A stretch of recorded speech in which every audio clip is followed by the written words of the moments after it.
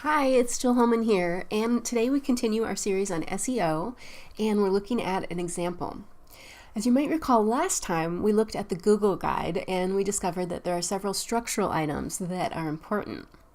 So as a result of that, you might be asking yourself some questions, such as, how do I know if this is done right on my website, and how do I do this in WordPress? So let's dig in.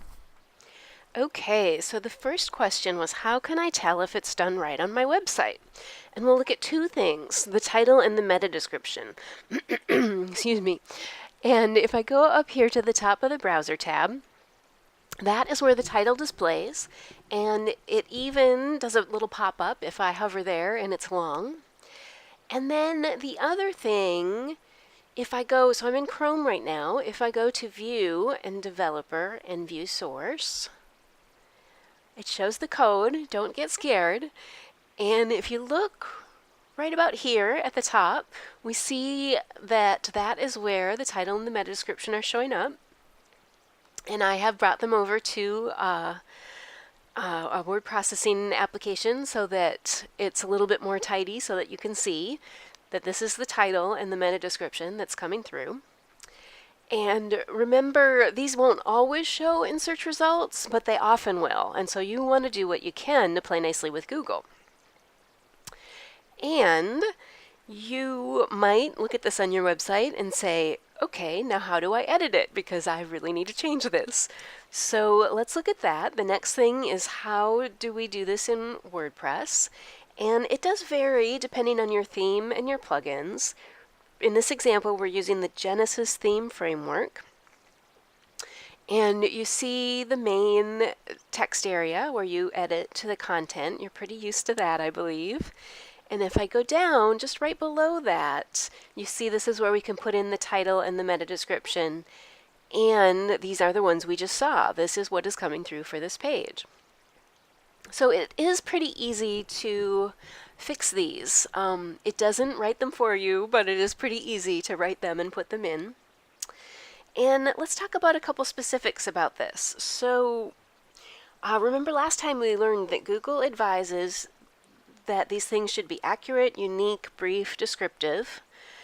And when possible, you want your main keywords in the titles and the descriptions, and also towards the beginning, if that works out, if that makes sense.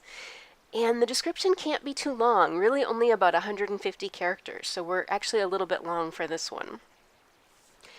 And you technically want to do this for every page and every post. And if you have a really big website and that's overwhelming, you can prioritize. Start with the home page, start with your most important pages, and keep working on it. And let's talk also about, I'll go over here to the About page. And you've probably noticed on some websites, if I go up to the little tabby in the browser window, so it says About for the About page, and then the vertical divider, and then it says the name of the company. And this is a really good practice, and most, you can usually set this up pretty easily. And let's just look at that. So again, with our example with Genesis, you go to Genesis on the left and SEO settings, and then there's this section here for document title, and you can say whether you want it to the left or the right and put in what kind of separator you want. And this is a really good practice, so you want to be sure that it's set up to display the way that you want. Most people haven't actually spent time on this at making sure that it's coming through the way that they want.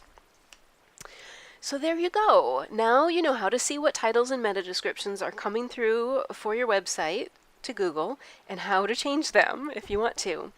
And you want this on your checklist for every time you add a new piece of content. And it's also a good idea to go back and audit existing content, pages and posts, every so often. And it really is pretty easy, and it's definitely a key step to play nicely with Google and to display well to clients in search results. Okay, so next up in this video series, we're going to talk about interlinking, and a lot of small business owners miss this one. Okay, tune in next time. That's it for today. Bye.